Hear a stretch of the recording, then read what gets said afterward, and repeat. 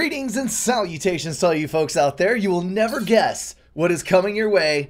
It is a cast, a legit cast, and not just any cast, a wonder cast on the north end of the average Joe's range. Now, I know Wonder, probably one of the most played maps in all of FAF history, but it is consistently exciting and diverse. So I'm just gonna go ahead and cast the first game in a long time on this map. Those are some weird artifacts down there, but I'm just gonna totally ignore that.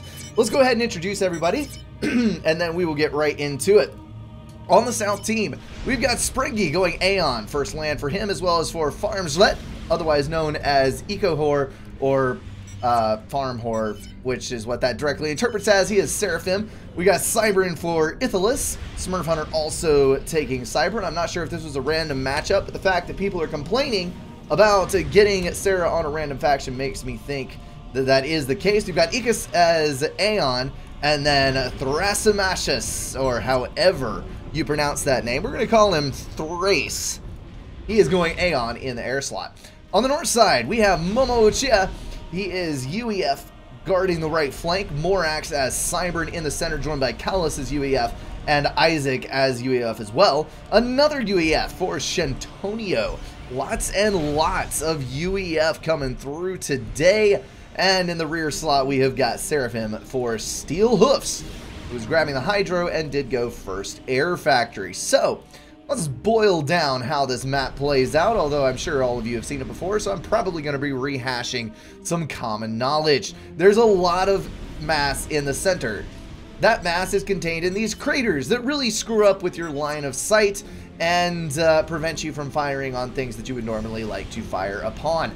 There are a couple of extra wrecks on this one because apparently they're playing, yes, Wonder Open Ultimate, which has a little bit of extra mass scattered around. You've got expansion mass extractors all across the map, and this map is ruled by spam, as you can tell from all of the land factories that are being laid down by all of the players, except for a couple who are being a little bit more conservative. Better not make generalizations, Brink, before you can actually see what's going on. We've got a couple of tanks engaging at the center, Mantis versus Tham, but the Mantis is looking like he's got a little bit of an advantage. Both of these guys trying to dodge around, zigzag every which way to deal as much damage while taking as little as possible. Interesting note, you actually don't want to dodge around a whole lot with a Mantis because their turret turn speed is slower than the unit turn speed. So when you're zigzagging back and forth, you're actually taking your aim off of the unit that you're trying to shoot at, whereas that's not much of a problem with a unit like a Striker or a Tham. Now, up in the middle, we've got commanders coming. Those are going to sit on the edge of the crater here and use their superior reach to reclaim as many of the rocks as they possibly can. As far as a mass layout goes, you can tell there's only a few big boulders, some pieces of mass that are big enough to show up on the reclaim counter. But all of these rocks right here are worth between 5 and 10 mass apiece, and there are quite a lot of them. Also scattered through the trees, you can see how many are down on the ground over there. So you definitely want to have a ton of engineers out and about reclaiming as much as you can possibly get your hands on. So those conservative people we were talking about just a moment ago, they are now beginning to lay in the land factories, using that adjacency bonus around the T1 mass extractor. And Shentonio has started what looks to be a gun upgrade, I think. That looks like a left arm upgrade, and that would be the only one that's feasible to go for this early in the game on the left arm. I guarantee you that is not resource allocation. Air Scout's coming out from the rear player. He is being a helpful teammate, trying to get a little intel for his team, and it looks like Ithilus has decided to put down a T1 point defense right in the freaking middle of the map. That puts it 2 ACUs versus 2 ACUs. With the help of that point defense, these guys are easily going to take the middle and be able to take advantage of more of that mass than the enemy team is. 4 Mantis coming down. There are enough units streaming out from farms to be able to stop those. Looks like we got 4 land factories with maximum adjacency going on. No super huge plans for land spam, but there's enough of it to be useful. You definitely don't want to tie yourself up with point defense on this map because you are going to have a bad time. I guarantee it. Looks like Farmslet is grabbing some rocks while he can. Morax escaping to keep as much of his health alive as he can, and also realizing that Ithilus could potentially cut off his retreat Ithalas getting a little bit far forward with his commander, but that would put this ACU between himself and farms. So Ithalas, I don't know. I'm glad that he backed off of that, because I think it would have been a bad idea to walk any further, especially considering the fact that we now have 3 ACUs versus 2 in the center. Looks like Smurf Hunter decided to break left, and his opponent, his direct opponent, Hurtle, is in the middle. Isaac is up in here versus Ithalas. So we've got a fairly decent unit advantage for farms right now. Morax laying in his 4th land factory that will match the production of farms. Does not look like he has any more planned though. So these guys are going to be running neck and neck. Ithalas lost his point defense and is at around half health. He's at 58%. Easy to calculate those percentages when it's out of 10,000 HP. Either that or I've got mad math skills, but I know it isn't the latter. But that's 2 versus 1 on the commander is not cool. Not cool at all. If I were Isaac, I would be pushing as hard as I possibly could, but I think that he just got outside of firing range, as did Callus. They are going to retreat, and we've got some Mantis coming back from Smurf Hunter that would have backed up Ithalas had the need arisen. So I think all in all, that was a good little engagement there, and Ithalas was not in a terribly huge amount of danger. Farms pushing up, keeping the heat on Morax. Interesting point. While the Cybern has 1,500 less HP, 1,500 HP less. I don't know why I was trying to say that number like that. It does have significantly more regen than the Seraphim does. So, as you can see here, he has got, that is 10 build power, 15 regen per second. Whereas on farms, he has got only 10. So while they're directly engaged with each other, the Seraphim is going to be a more survivable unit in a single fight. Morax is going to be back up to full HP much more quickly once the fire comes off of his commander. So the Cybern ACU is actually quite good at brief engagements, blocking units going around the map. Now, I want you to take a look at how much pink there is on the map and tell me what you think is about to happen. Because I'm looking at this and seeing even matchups just about everywhere, except for on this side, where we have a severe blue surplus, and on this side, where we have a rather extreme case of bugs. These guys are going to get all up in your house, all up in your build power, and cause a massive amount of problems. Another thing that is compounding the situation is the fact that there is a Cerberus turret down. Cerberus turrets, not too fantastic at laying in straight DPS, absolutely awesome at killing T1 units. They have a fast firing rate, relatively fast turn speed, they reacquire targets very, very quickly. They're just going to zap through all of those T1 units. About the only one that's better than that is, I think, the Seraphim point defense that takes out between 1 and 2 units per firing cycle. Does a fantastic job with super high DPS. Only problem with them is they do not do area of effect damage. So now we have a bug problem in the UEF base. It looks like this guy's about to lose a few mass extractors. Isaac is in the midst of his bad time. There's a focus fire on the T2 mechs. Down she goes, and if I were him, I'd be also plugging away at the build power. Cal is taking a bit of damage from Ithalas, and there's some units flowing over to this side from farms, but all in all, I think he's okay. This is about to be a problem, though. We've got a bunch of blue tanks that have snuck around the outside edge. There is an Oblivion turret going down, which is probably the single worst thing versus T1 units. Yes, it has some AoE. Yes, it can kill multiple units at once, but its firing rate is super duper slow. The problem here is that Farms has not been notified. He is pinging question marks and throwing down the assist. What is that? Assist ping. That's what it is.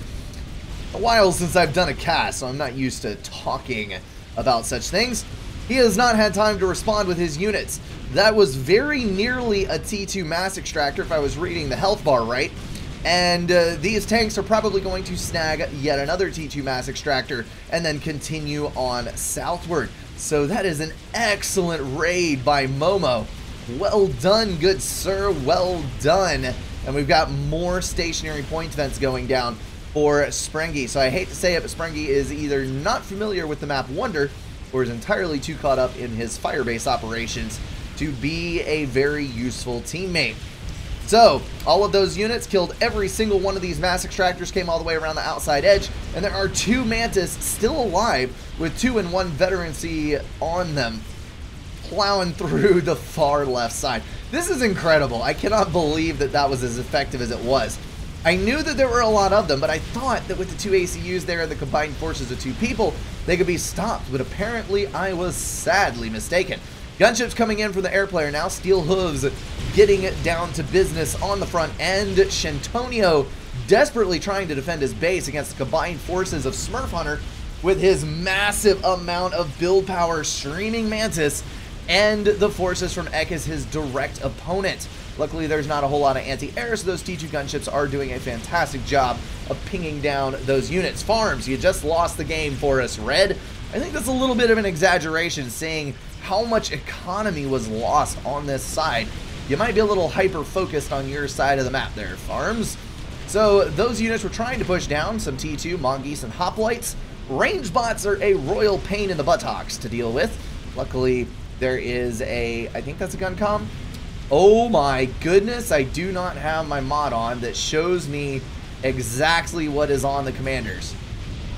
That sucks. I'm going to have to get that back online if I'm going to start casting again. There are no upgrades on that ACU. I would have thought Farms would have the gun upgrade by now. He normally does. No, wait. Maybe that means that my thing is working. Yes, it is. T2.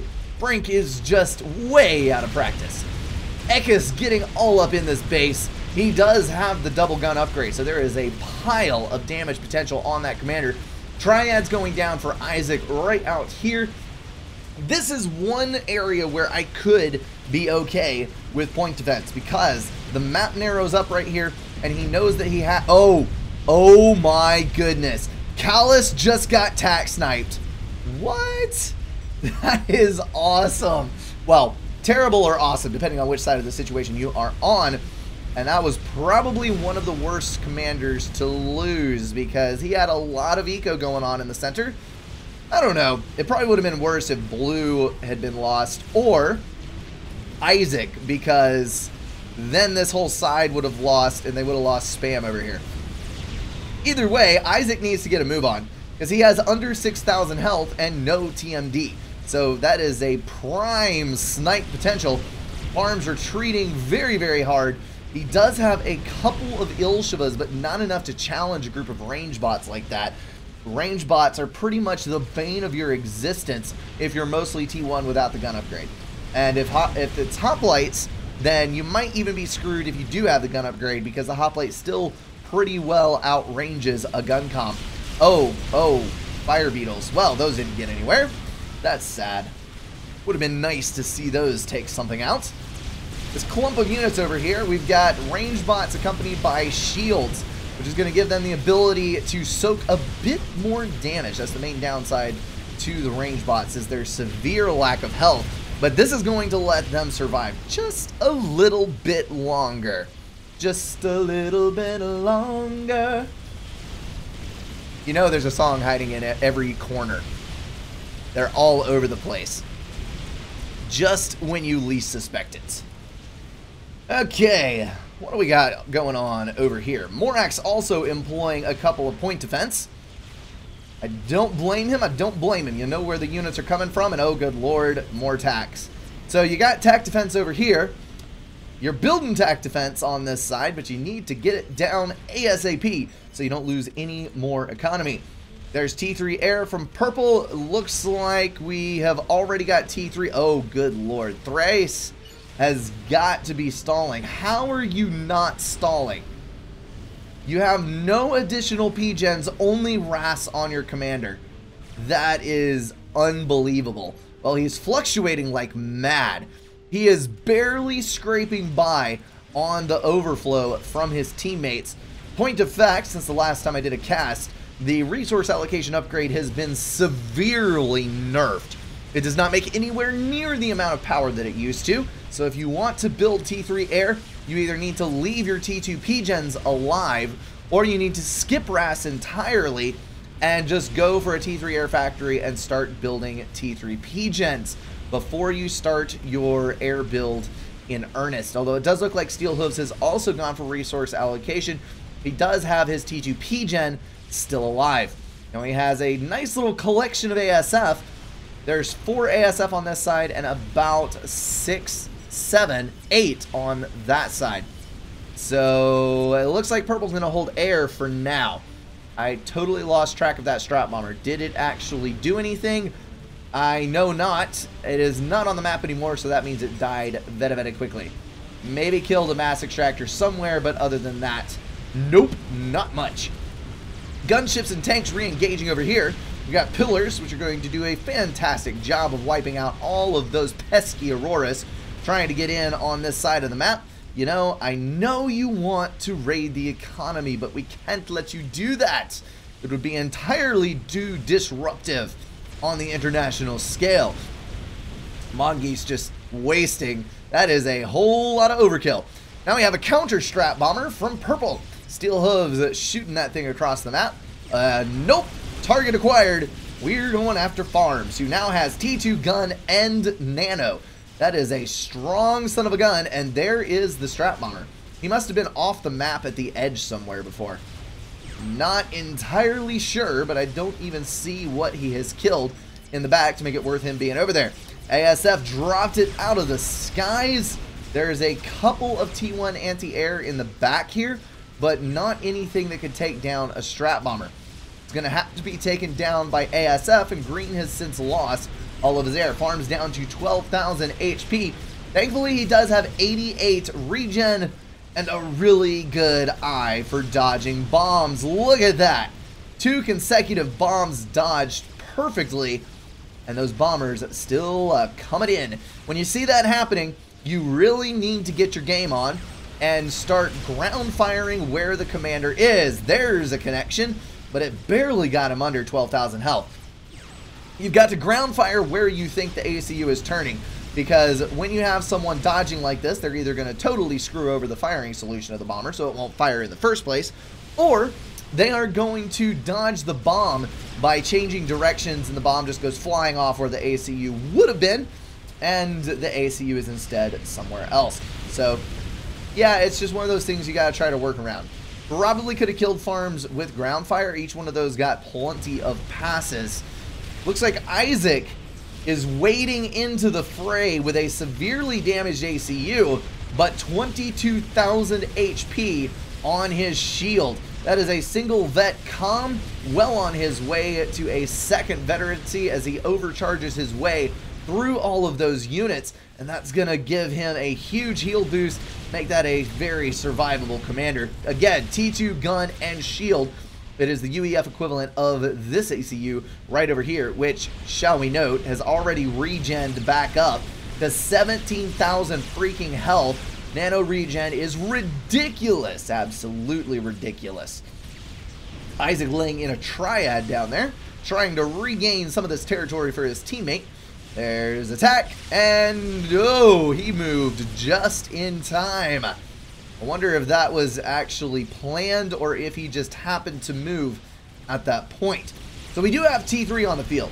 We got some Loyalists out here from Morax. Looks like we have some Harbingers out from Red, so Red is actually doing something useful at the moment. And more Strat Bombers coming out to harass Farms and force him back. This is an ACU's worst nightmare right here. Every one of those shield bubbles will block a single overcharge and prevent that overcharge from hitting any units. That means that the ACU cannot vet because it's not killing things. That means you can't decrease the damage potential because you're not killing things. And all in all, you're just going to have a bad time. Shields are relatively cheap to run, and awesome, awesome overcharge prevention. So, Harbingers are powerful, but not that powerful. Mongoose are going to be able to take that down under a barrage of sustained fire. When you got so many Mongoose that they literally never stop shooting despite having something like a 7-second reload time, you might have too many Mongoose. But you know what? It's working for them. I don't think I've ever seen anyone commit so full. Oh, flak. Yeah, back those gunships off there, man. You're going to lose them. I don't think I've ever seen anyone commit quite so fully to range bots, but that seems to be working pretty freaking well for them. And now we have T3 range bots, otherwise known as Percivals, the most OP land unit in this entire freaking game. Morax has got quite the collection of Loyalists. Pair that up with some Percivals, and you can probably screw somebody over very hard. Nice dodging, Shentonio. Well, never mind. As soon as I say that, he gets hit. Well then. Shentonio does need to get the hell back, though. That's a lot of Oblivion turrets, and he only has 4,300 health. I think the Oblivion turrets do close to, if not a full, 1,000 damage per firing cycle. I'm not entirely sure on that one, though. It's somewhere north of 200 DPS with a shot 4 seconds, I think. It's been a long time since I've been up to date on these unit specs. I need to get back into that. But yeah, you don't want to take too many of them to the face because they eliminate you very, very quickly. Probably the single best point defense for T2, T3 units, and potentially even knocking out a T4. Farms taking a couple of strap bombers to the face right there. That puts him in the danger zone, 4,000 HP-ish. That is roughly 4 Percival shots, and there are 2 Percivals. So 2 shots from each one, and he is dead meat. He's got 3 vet. Oh, 1 kill from a veterancy. Okay, all he has to do is overcharge 1 T3 unit, and he'll be fine. There we go, 14,000 health. Boom, right back where he needs to be. An indestructible ACU of doom wading through all of the enemy forces. Looks like we've got production scaling up, and ooh, a Monkey Lord started. So the new air meta, well, it's been the air meta for a long time, but it is now much more important now that you don't have resource allocation. You need to do this right here. Each one of these is 120 build power connected to a power generator. Now note, this is pulling 1,000 power since it's next to 2 P-gens. That is pulling 1,200 power. So it's not a ton, but once you start getting adjacency like that, overall it does decrease your need to build more power generators because you're burning a lot less power per factory. So you do this, and then that 120 build power is equivalent to 25 engineers, and they don't cost significantly more than 25 T1 engineers. The support factories are quite cheap, so there is no reason not to use them.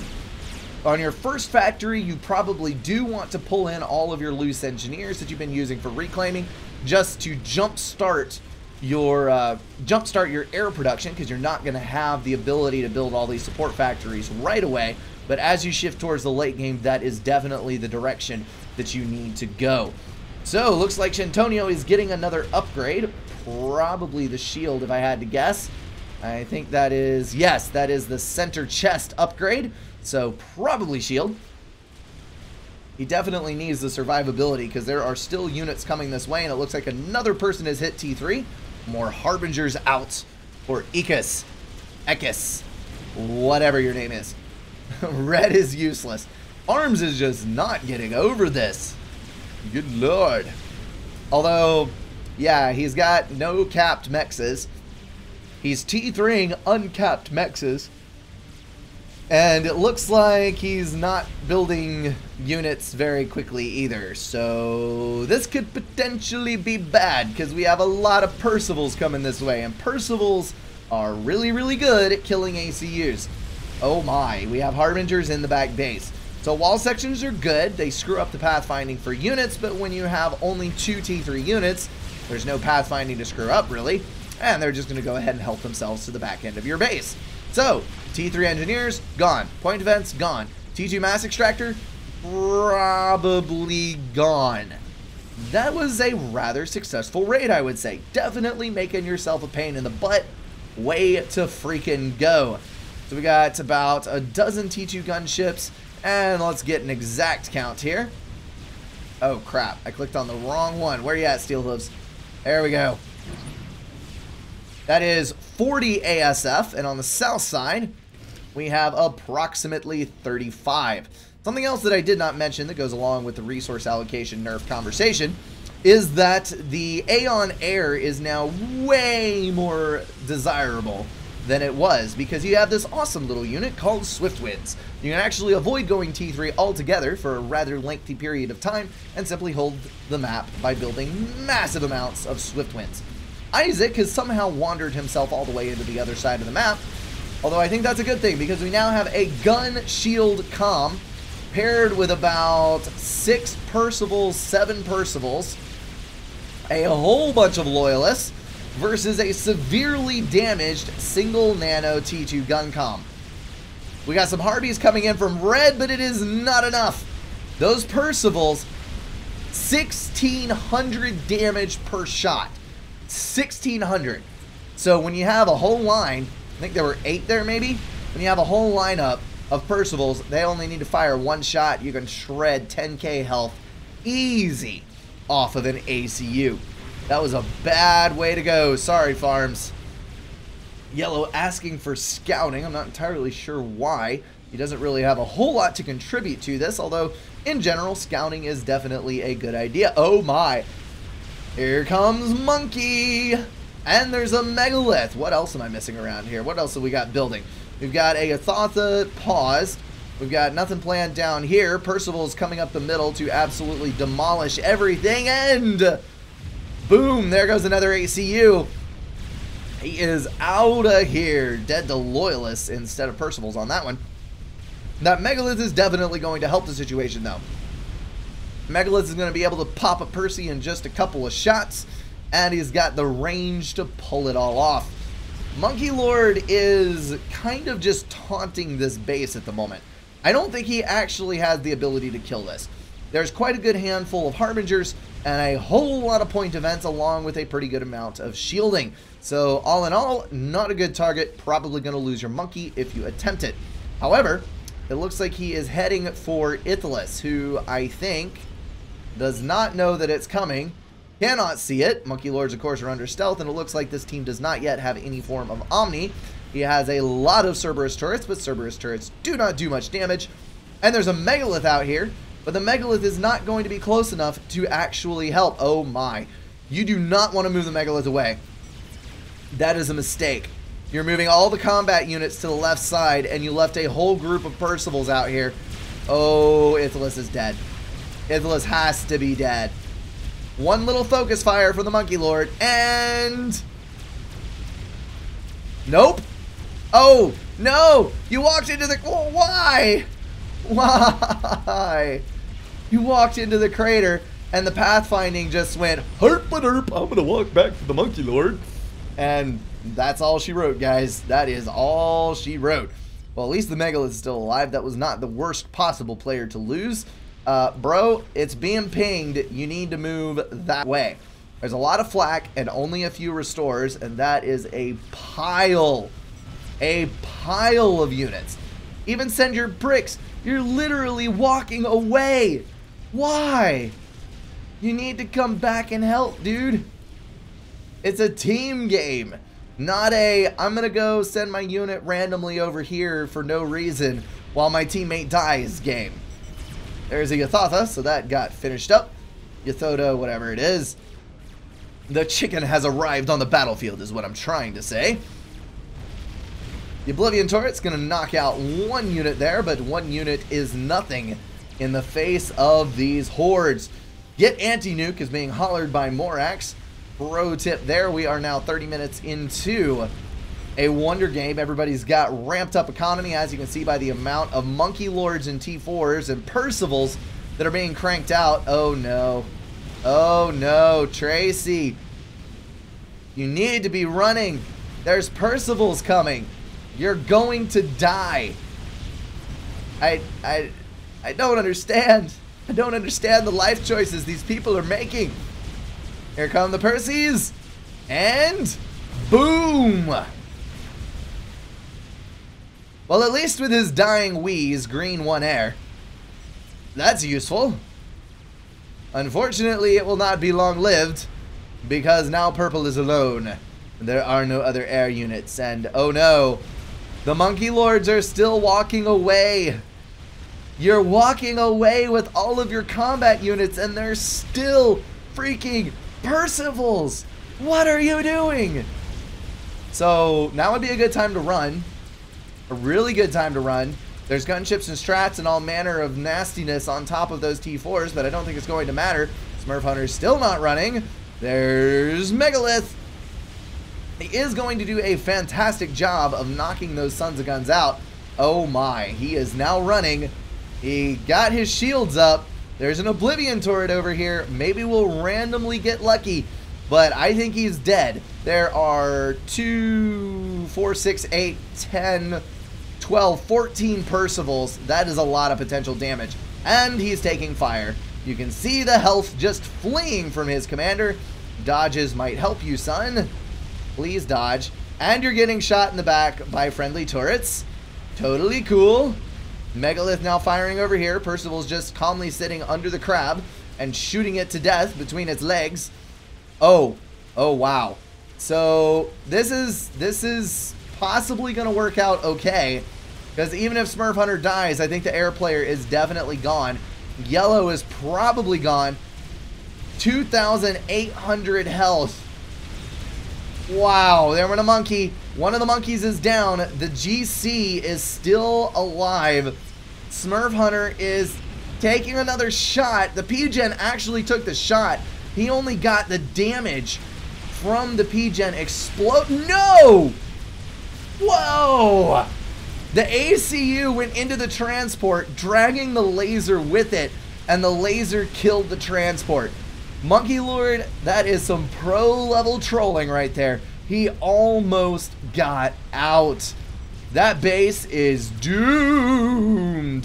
So there's a Megalith online here, but it's got another Megalith and a Monkey Lord to kill and a whole bunch of Harbingers. There is a Monkey Lord building at a furious pace, and there's Percival's headed back over that way. But all in all, this is not looking good for the North team. There is a Fat Boy building, which might be useful at some point, but I don't think it's going to be today. This is not pretty, because there's also a GC coming in.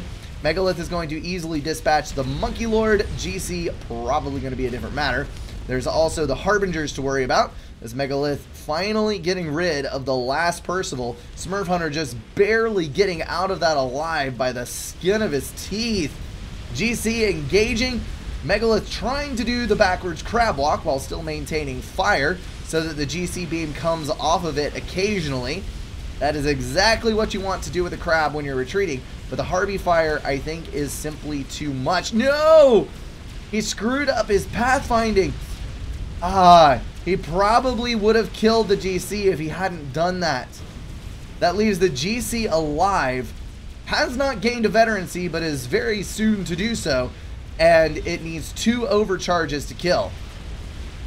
So an ACU is not going to be able to handle that by itself. There's the Fat Boy.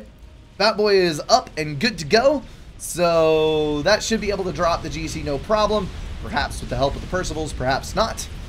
And that should be the end of it. Although GC did get a vet in there somewhere. Still not enough HP to actually solve his problems. So to break down the map, we've got a quarter health Megalith accompanied by a couple of Harpies down here. We've got a couple of Harpies and a couple of bricks up here with plenty of anti-air, but there's nothing to really worry about because neither team has any air whatsoever other than a few T1 air scouts flying around. Flak is the name of the game at the moment. We got a GC out and another one building for Ecus, and we've got a Monkey Lord building for Smurf Hunter. So all in all, I think this game could go either way potentially, but I do give the advantage to the north side because Momo has a very large established economy, which neither of these players have. And Morax is expanding already. He's got land factories down. He's building all this crap over here. And oh, wow. I just realized that Purple is still alive. So he's way back here. Isaac, way to be a survivor, man. That's awesome. He's building T2 P-Gens as fast as he can go. He's got stealth up on the north side, although he does have some T1 engineers peeking out, so that's probably not going to last too long. Somebody decides to scout back there. Barbie's clearing up engineers. You definitely don't want to let your opponent get a bunch of reclaim. That is a bad idea, generally speaking. Spider is useless. You need Soul Ripper. Reclaim Spider. You know, that's actually a really good piece of advice. Spam T1 facts and reclaim the world. That is an accurate statement indeed. There is an unholy amount of mass over here. Thousands upon thousands upon thousands of mass. You could build a T3 army fit to conquer the world without a single mass extractor as long as you had a Wrath's worth of power. Fat Boy and a front guard of Percival's moving over. Yeah, this is looking more and more like Blue's game because that Megalith is not going to last long versus that many Percivals and a Fat Boy. Even the GC, as long as the Fat Boy can start laying in damage early, those Percivals are easily going to be able to overrun anything that the South team can throw.